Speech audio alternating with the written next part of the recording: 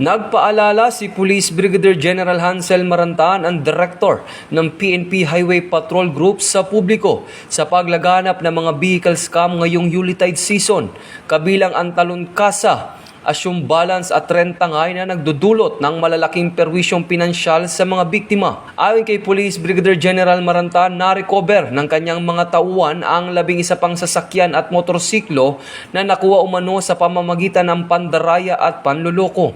Binigyan din niyang patuloy ang koordinasyon ng HPG sa LTO at iba't ibang financial institutions, gayon din ang paggamit ng HPG Vehicle Information Management System o BIMS upang matukoy ang mga sasakyang sangkot sa anomalya. Hinimok ni Police Brigadier General Marantan ang publiko na tiyaking beripikado ang ownership, rehistro at encumbrance status bago bumili o tumanggap ng second-hand na sasakyan. Pinayuhan din niya ang mga mamamayan na agad i-report ang unreturned rentals, reborn scheme at peking registration sa pinakamalapit na HPG office.